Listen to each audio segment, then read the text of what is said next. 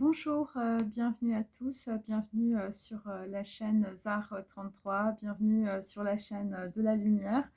Voilà, je vous remercie pour les commentaires pour hier. Donc en fait, je vais reprendre un petit peu mes vidéos passées parce qu'il y avait quelque chose, on peut dire, qui m'avait interpellée. Voilà, c'est la mort du roi. Donc, mais avant cela, en fait, je voulais un petit peu continuer sur ce que j'avais dit hier à propos du prix de la vie. Donc la vie a un prix.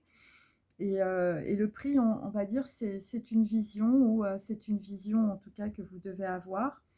C'est la vision de la forme et du sens. Et il y a des personnes qui n'avaient pas très bien saisi.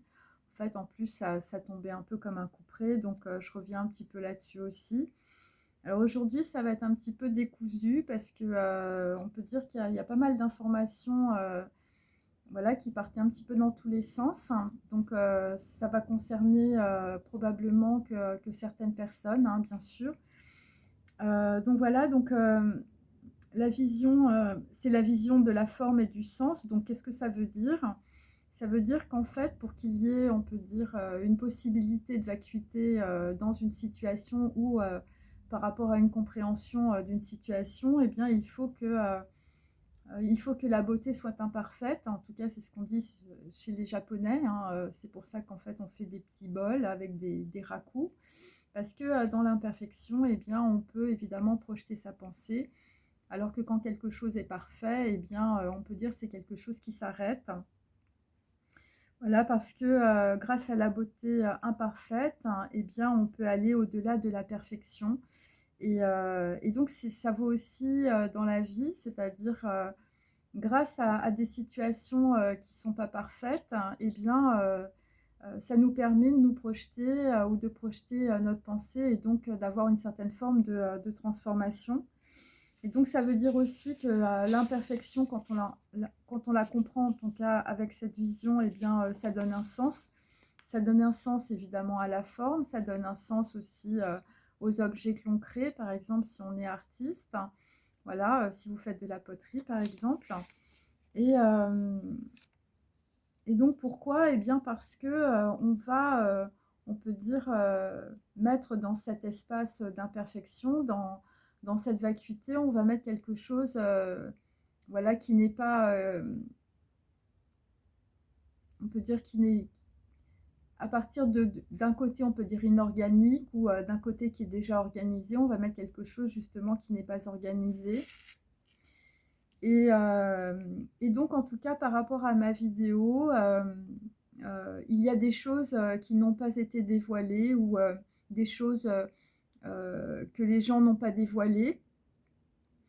Et en tout cas, cette compréhension de quelque chose qui n'est pas dévoilé, c'est aussi se positionner ou se situer par rapport à de la simplicité. Et donc le silence est la présence de soi, et on peut dire du silence ou des silences. Alors ça peut être votre silence, mais ça peut être aussi euh, des personnes, on peut dire, du passé, ou des gens de votre entourage. Et bien, de leur silence, on peut dire, émerge, on peut dire, une musique sacrée. Donc ça peut être aussi par rapport, on peut dire, à des personnes défuntes. Et donc, pour certains d'entre vous, le son est sacré. En tout cas, il y a une sacralité, on peut dire, par rapport, je veux dire, à ce qu'on peut exprimer, ce qu'on peut créer, ou ce que l'on peut entendre ou recevoir. Et, euh, et donc, il y a des choses, on peut dire, qui sont élevées comme des sanctuaires, ou peut-être que vous allez aller dans un endroit qui est un petit peu comme un sanctuaire, un petit peu comme une cathédrale aussi intérieure. Et pour d'autres, on peut dire ce sont des lieux, je veux dire, où vous avez l'habitude d'aller, où voilà, vous faites, on peut dire, un sanctuaire, euh, voilà, d'une pièce de votre maison, ça peut être ça. Et donc, c'est la beauté du silence qui nous révèle à la beauté de vivre et à un état de vie. Donc, il peut s'agir aussi de l'être, hein, ou on peut dire de combination. voilà, de lettres peut-être combinatoires. Voilà, par exemple, moi, c'est ce que je fais avec les lettres hébraïques, mais on peut faire ça évidemment avec les mots aussi, et aussi avec les sons. C'est-à-dire quand vous écoutez une musique, il y a une certaine, on peut dire, musique, hein, et donc vous pouvez rentrer en résonance évidemment avec votre musique intérieure. Voilà, puisque nous sommes faits, on peut dire, d'énergie, et donc nous sommes aussi faits de sons. Et donc en tout cas, cette combination, ou ces lettres combinatoires vous montrent, que tout est en relation. Donc pour certains, vous faites peut-être de la calligraphie, ou vous avez l'habitude, on peut dire, d'écrire peut-être en écriture koufique, en écriture hébraïque. Et donc à travers les lettres, en fait, il y a des sons, et quand on les écrit, quand on les met sur une feuille, eh bien, ça a un sens, et c'est un peu comme un danseur, hein, voilà, voilà, quand on fait de la calligraphie ou quand on écrit, on danse, on peut dire, un son que l'on perçoit, ou on danse, on peut dire, sa propre énergie intérieure. Et donc, il faut un geste, hein, et un souffle, hein, pour écrire une lettre, ou pour écrire des lettres. Alors, il peut s'agir aussi de lettres d'un bien-aimé que quelqu'un a écrit à quelqu'un d'autre. Voilà, il peut s'agir, voilà, ou de calligraphe, par exemple. Et, euh, et donc, on peut dire que le geste, c'est une pratique. Alors, en Chine ou au Japon, évidemment, c'est la pratique du zazen aussi. Donc on peut dire que par l'écriture, on peut faire le vide à l'intérieur de soi, mais c'est peut-être aussi de l'écriture musicale, voilà, où on peut dire on rentre en résonance avec sa propre sacralité et ses propres sons. Et donc en tout cas, il y a quelqu'un qui habite le geste, hein, et la maîtrise du souffle. Voilà, alors ça peut être aussi évidemment des musiciens, mais moi ce que je sens, c'est plutôt des créateurs. Et, euh, et donc on peut dire, dans cette maîtrise, on peut dire du souffle ou de l'écriture, eh bien chaque trait, on peut dire, de cette calligraphie, chaque danse est vécue, hein, voilà, alors on retrouve ça aussi dans la culture des soufis. Et donc, qu'est-ce que l'on fait quand on peut dire on a la maîtrise de cet art, quel qu'il soit, eh bien, on copie en réalité un message du sacré, puisque c'est un message qui vient du cœur, hein, puisqu'on ne crée pas évidemment sans le cœur.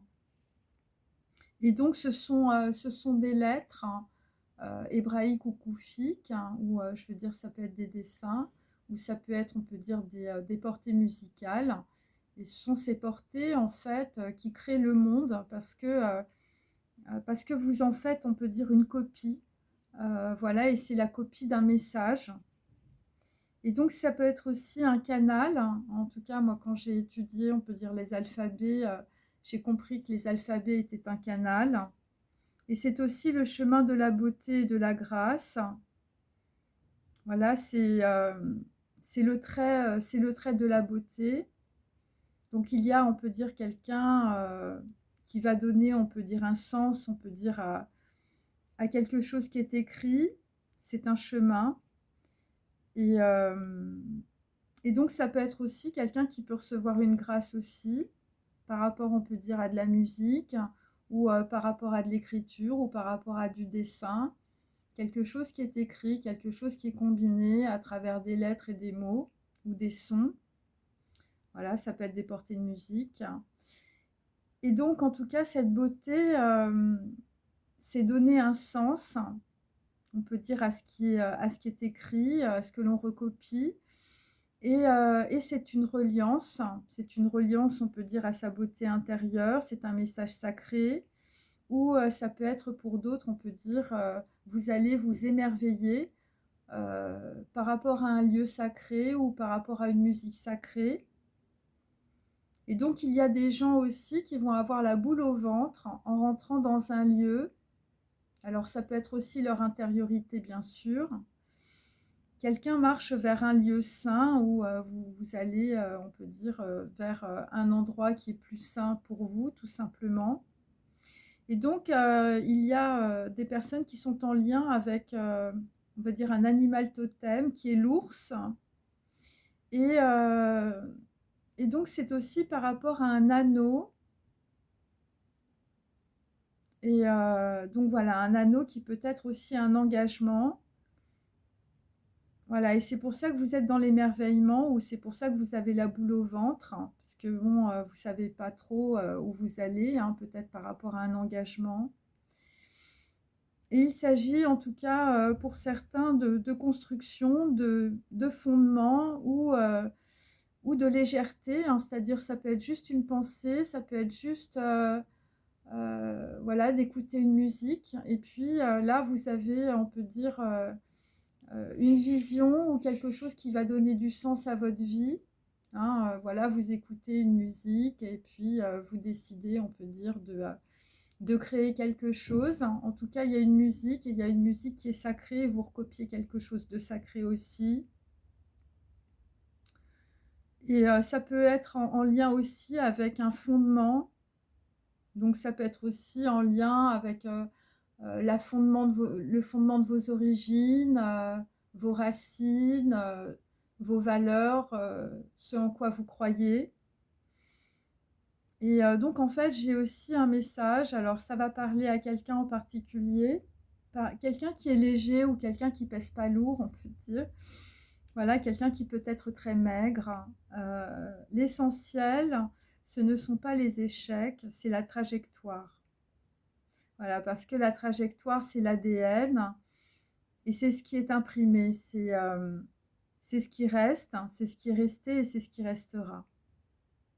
Voilà, et donc pour certains, on peut dire, vous avez soit une trajectoire, on peut dire, qui a été brisée, soit ça peut être dans votre arbre généalogique, hein, voilà, par rapport à vos ancêtres, il y a quelque chose qui a été brisé, donc ça peut être ça. Et pour d'autres, vous êtes en train de recopier une situation où vous allez, on peut dire, entendre quelque chose de sacré, où vous allez prendre des renseignements par rapport à quelque chose qui peut être sacré. Hein, ça peut être aussi un anneau ou un engagement qui peut être sacré ou qui a peut-être été sacré dans votre généalogie et dans votre transgénérationnel. Pour ça, il faut regarder mes vidéos précédentes, notamment celle sur la naissance, parce que cette vidéo correspond, on peut dire, c'est un petit peu le pendant de ce que j'ai pu dire. Et, et donc voilà. Alors, par rapport, on peut dire à quelqu'un qui a une trajectoire qui correspond à son ADN, c'est ce qui reste, c'est ce qui est resté et c'est ce qui restera. Il y a quelqu'un qui va rentrer au Panthéon où on peut dire vous allez entrer dans une institution remarquable. Voilà, ça peut être ça.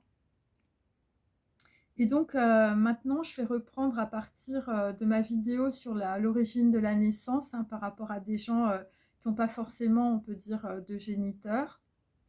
Voilà, vous ne connaissez pas votre père, ou je veux dire, dans votre famille, ça a été les chaises musicales. Et donc, j'avais cette phrase, hein, à la mort du roi, la main contre tous. Et comme vous le savez, ça m'avait un peu surpris. Et donc, j'avais aussi le lion. Donc, ça peut être, on peut dire, voilà, par rapport, on peut dire, à une date de naissance, à une date de mort. Mais là, c'est un peu particulier parce que ça concerne quand même, je veux dire, des généalogies royales. Et, et donc, je me suis intéressée à la généalogie anglaise et à la généalogie espagnole. Voilà, bon, après, on peut dire les généalogies découlent des unes des autres, hein, quand on connaît un peu. Mais il y avait tout de même une concordance avec le chiffre 8 et je vous dis le lion, hein, que j'avais. En tout cas, on a, on va dire, l'énergie du lion ou l'énergie d'un lion. Alors évidemment, il faut regarder les blasons, évidemment, il faut regarder les dates de naissance. Enfin voilà, c'est un petit peu comme ça que je fais. Et il faut regarder aussi on peut dire par rapport à un géniteur, par rapport à des gens qui regardent cette vidéo. Voilà, bon, je sais pas quel âge vous avez, mais voilà, il faut regarder un peu dans les arbres généalogiques. Je veux dire, voilà, parce qu'il y a peut-être eu, on peut dire, moi ce que j'ai là, c'est une trajectoire qui n'est pas forcément, on peut dire, la réalité, hein, voilà, ou ça peut être aussi une trajectoire qui est brisée. Donc en fait, alors j'ai regardé donc aussi par rapport à quelqu'un qui avait un majordome et un harem avec une boîte à parfum, donc une boîte évidemment qui peut symboliser des lettres parfumées comme ça se faisait beaucoup à l'époque. Par rapport, on peut dire, à un enfant, voilà, donc par rapport à vous, hein, voilà, vous avez un géniteur, ou vous connaissez pas, on peut dire, je veux dire, une partie de votre généalogie. Alors évidemment, avec le chiffre 8, dans la branche anglaise, je suis tombée sur Édouard VIII. Donc il faut voir aussi que le jour, on peut dire, où j'ai fait cette vidéo, là, sur la naissance, euh, ça correspondait, on peut dire, je sais pas, au 21, au 22 ou au 23 juin, il faut regarder. Et donc Édouard VIII est né le 23 juin 1894. Donc ça correspond, je crois, à la date de ma guidance, hein, voilà. Donc on peut dire que dans la situation, comme j'avais parlé de jubilé, ça peut être aussi évidemment un jubilé, hein. Et c'est quelqu'un, Édouard VIII, qui est décédé le 28 mai 1972. Donc il faut évidemment regarder aussi par rapport à vous-même, voilà, évidemment, les concordances avec les prénoms, avec les dates de naissance, hein, voilà. Donc il est mort à l'âge de 77 ans. Donc on peut dire Édouard est aussi appelé David, donc c'est le prince de Galles, hein, le duc de Cornouailles et de Rothesay. Et Édouard a eu de nombreuses liaisons, on peut dire, avec des femmes mariées, hein, et souvent on peut dire plus âgées que lui. Donc Édouard VIII est resté célibataire, on peut dire, jusqu'à ce qu'il devienne roi. Donc il méprisait les conventions établies, hein, et donc en fait il a créé, on peut dire, une crise constitutionnelle parce qu'il a demandé en mariage, on peut dire, la mondaine Wallis, hein, tout le monde connaît cette histoire, et il a abdiqué après 326 jours de règne, si je puis dire, et il n'a jamais été couronné. Et donc il est né à White Lodge, à Richmond Park. Il est le fils aîné du duc d'York, hein. Il fut baptisé sous les noms George, Andrew, Patrick et David, et aussi parce que son oncle était appelé Eddie. Donc en fait, c'est pour ça qu'on l'a appelé Édouard. Donc il fut élevé par des nourrices, et l'une de ses premières nourrices le malmenait. Enfin bon, visiblement, il a subi des violences. Et ses pleurs et ses gémissements, on peut dire, poussèrent le duc et la duchesse à renvoyer Édouard et la nourrice. Et après, on s'est rendu compte que la nourrice n'était pas claire. Et elle fut licenciée par la suite parce que, voilà, elle faisait des sévices. En tout cas, c'est ce qu'on dit, c'est ce qui est dit. Et donc, si vous voulez, moi, je vous lis tout ça. Je vous parle de tout ça. Je vous donne des éléments parce que à travers ce que vous avez vécu ou à travers ce que vous vivez dans votre vie, il y a des concordances, hein, puisqu'on peut dire l'ADN est une copie, hein. Donc, je veux dire, c'est comme une musique, hein, ce que je vous explique. Et parfois, vous allez avoir, on peut dire, des morceaux de partition qui vont correspondre, on peut dire, à des choses que soit vous avez vécues, soit que vous vivez, on peut dire, actuellement.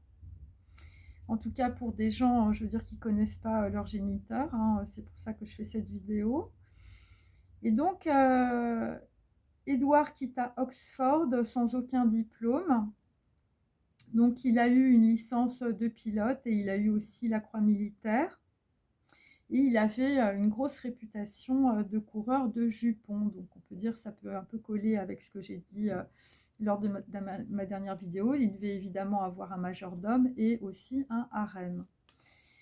Donc, alors je voulais m'arrêter aussi parce que j'ai pas fait, on peut dire, la généalogie d'Afrique du Nord, tout simplement parce que je ne la connais pas. Mais il y a évidemment, on peut dire l'équivalent de roi, si vous voulez, je veux dire, au Maroc, hein, voilà, mais simplement, je ne connais pas assez, si vous voulez, pour vous parler de ça. Mais c'est vrai que dans mes vidéos, j'avais El Shaddai, donc ça peut concerner en tout cas. Bon, bah, il y a quelque chose qui est tombé. Ça peut concerner, en tout cas, je veux dire peut-être un nom avec elle ou avec évidemment on peut dire un certain niveau, on peut dire un certain moment aussi, hein. C'est pour ça que j'ai aussi le mot harem. Et donc, je reprends donc sur Édouard VIII. Donc, c'est quelqu'un qui a une réputation, on peut dire, de coureur de jupons. Alors maintenant, je vais parler aussi, on peut dire, d'un autre roi. Donc pareil, hein, il faut évidemment que vous compreniez qu'il y a des concordances. Et on peut dire que pour certains d'entre vous, enfin je veux dire, vous allez peut-être vous écrouler, parce qu'il y a un truc qui s'est écroulé chez moi. En écoutant cette vidéo, c'est possible. En tout cas, il y a quelque chose qui tombe, hein, ça c'est clair. Donc en fait, ensuite, j'ai un autre roi, donc toujours dans la branche anglaise. Donc il s'agit de Philippe Mountbatten, hein, puisque j'avais aussi le phi, hein, l'ensemble vide qu'on trouve, on peut dire, en mathématiques. Et j'ai eu 2 fois, on peut dire, le M. Donc voilà, donc ça peut aussi correspondre. Donc lui, il est duc d'Édimbourg. Donc en fait il s'appelle Philippe de Grèce, hein, donc parce qu'il a des origines grecques. Il est né le 10 juin 2021 et il est mort le 9 avril. Ouais, c'est ça. Donc, qu'est-ce que j'ai raconté? Oui, c'est 1921, ouais, c'est ça. Il est mort à 1920. Il est mort à 99 ans. Ça, bon, ça, je le sais. Il est le fils de André de Grèce et la princesse Alice de Battenberg. Et ce qui est intéressant dans mon développement, c'est qu'on a 2 fois en fait les Battenberg. Donc, pour certains d'entre vous, bon ben, il faut peut-être aller voir, on peut dire, du côté de cette généalogie aussi. Donc, c'est le petit-neveu de la tsarine, Alexandra Fyodorovna Romanov. Donc là, on est plutôt chez les Russes. Et la princesse Irène de Prusse. Donc là, on est plutôt, on peut dire, dans la branche allemande, belle-sœur de l'empereur allemand Guillaume II. Et donc, il est Philippe Mountbatten, il est membre de la maison danoise et allemande. Et donc, donc ça correspond à Schleswig, Holstein, Söderburg et Glücksberg. Donc, il est naturalisé britannique en adoptant, on peut dire, le nom de famille Mountbatten. Enfin, c'est surtout son père. Ensuite, il est converti de la religion orthodoxe grecque à l'anglicanisme, évidemment, qui est la religion, on peut dire, anglaise. Il épouse la princesse Élisabeth, donc notre reine-mère, en fait en Angleterre, en 1947 et reçoit le titre d'Altesse royale et le titre de duc d'Édimbourg. Et donc, c'est un homme qui est né à Corfou, en Grèce, au palais qui s'appelle Montrepos. Hein, donc, peut-être que ça va parler à certaines personnes. Donc, après, on passe à la lignée des rois d'Espagne. Donc, je me suis basée, on peut dire, sur les dates de naissance, hein, bien sûr. Donc, c'est à la mort d'Alphonse XIII. Parce qu'on peut dire, dans la lignée, on peut dire des rois d'Espagne, il y a eu, comme qui dirait, on peut dire un chevauchement. Et comme dans ma vidéo sur la naissance, on peut dire qu'il y a un chevauchement, ou en tout cas, il y a, on peut dire, une trajectoire brisée. Ça peut évidemment avoir des concordances. Et donc, je commence avec Jacques-Henri de Bourbon. Donc voilà, qui est né à Ségovie en Espagne, hein, dans le palais royal évidemment de la lignée, qui s'appelle Granja de San Ildefonso. Donc il est né le 23 juin, on peut dire 1908, donc toujours la date, on peut dire, de ma guidance précédente sur la naissance. Donc c'est un... euh, oui, je crois que c'est un lion. Je crois que c'est lion aussi, hein, 23 juin. Et donc on peut dire qu'il y a aussi évidemment un jubilé. Donc il est mort en Suisse, on peut dire, à Saint-Gall, le 20 mars 1975. Et en tout cas, Jacques-Henri de Bourbon donc, a renoncé, donc, qui est un des fils, on peut dire, d'Alphonse XIII, qui est le roi d'Espagne, a renoncé pour lui et ses descendants, on peut dire, au trône d'Espagne. Et donc, il faut savoir que les Bourbons d'Espagne, hein, je veux dire comme chez nous, descendent des Capétiens en ligne directe, hein, et de Saint-Louis aussi. Voilà, c'est pour ça qu'on a peut-être des gens qui vont se balader dans des lieux saints ou dans des cathédrales, hein, où vous allez revenir, on peut dire, sur vos origines.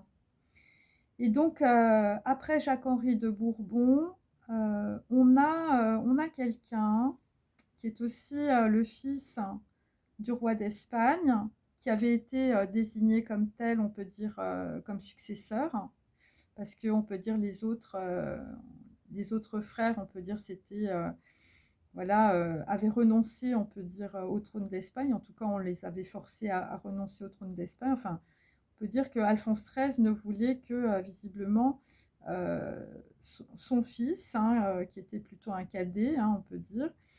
Donc, il s'appelle Juan de Borbón y Battenberg.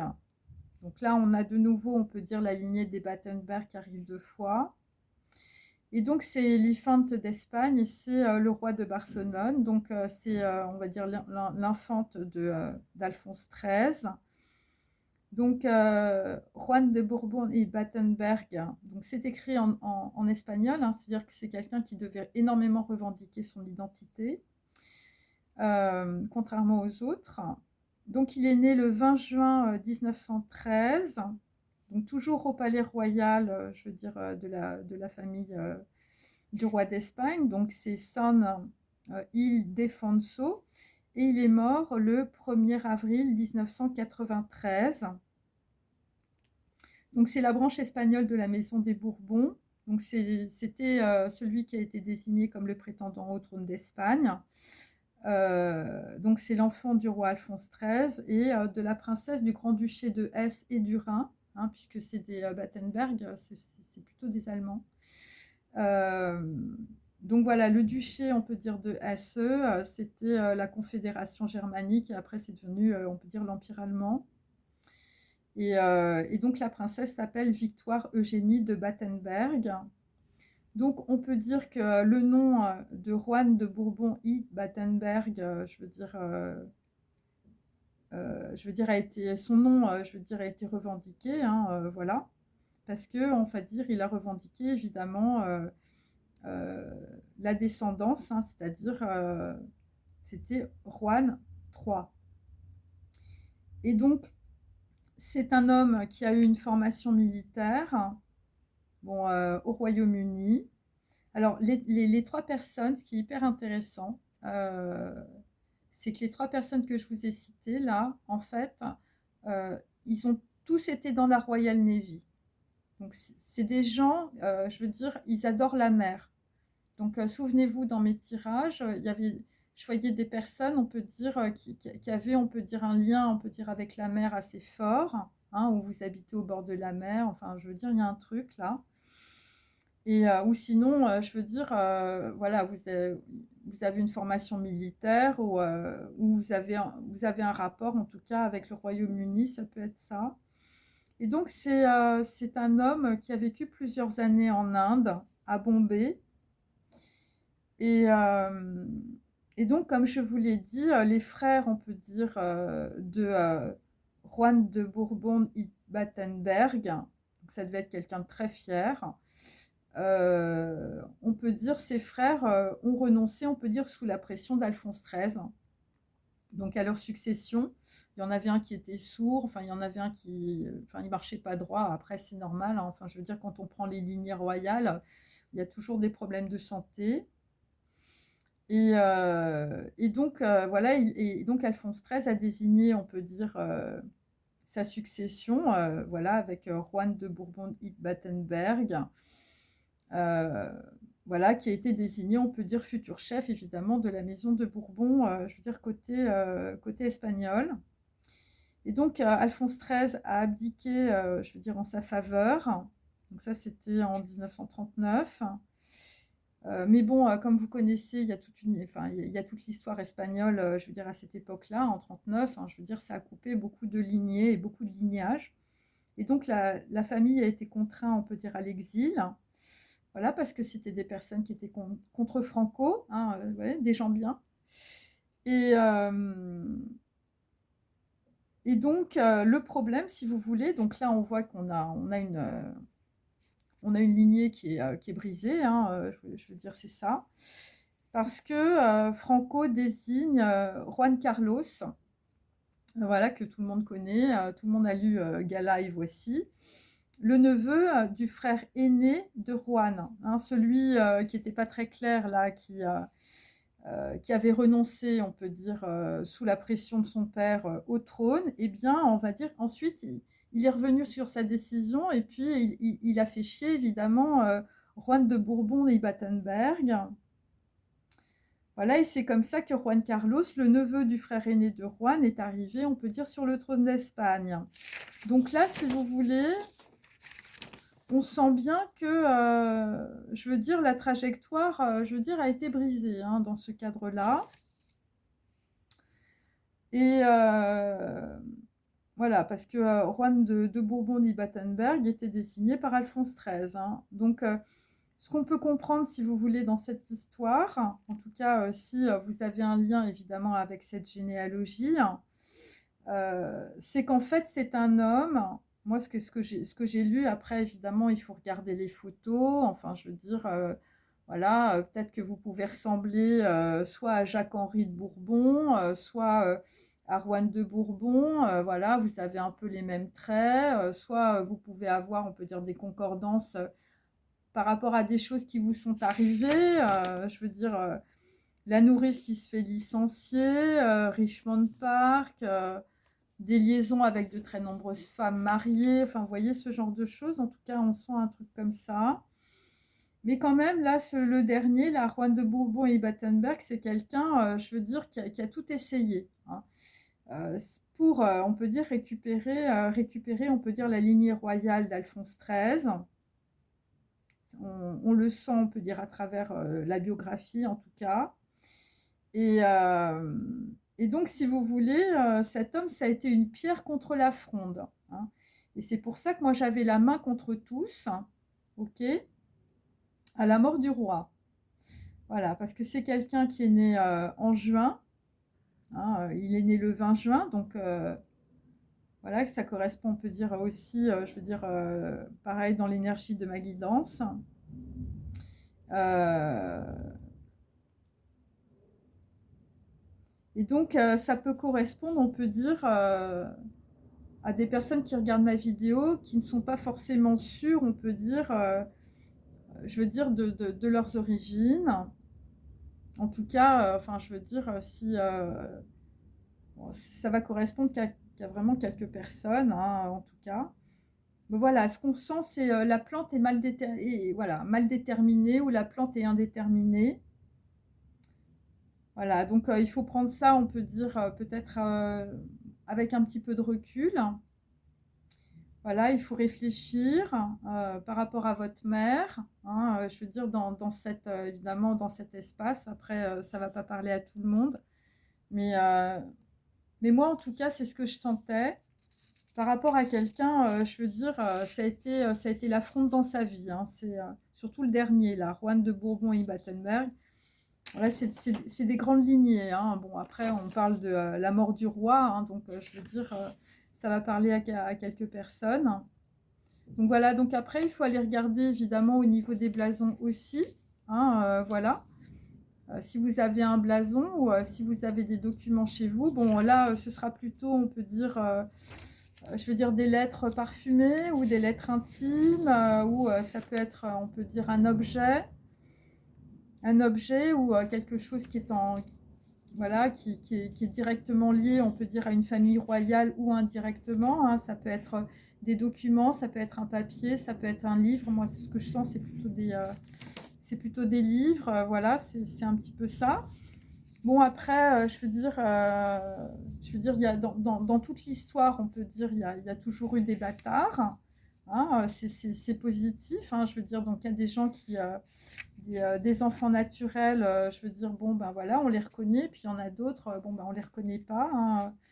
Mais moi, ce que je sens là, enfin, je veux dire, parce qu'on est quand même chez les Espagnols, hein, par exemple, là pour le dernier, enfin, je veux dire, bon, les Espagnols, il faut quand même pas trop rigoler. Hein, voilà.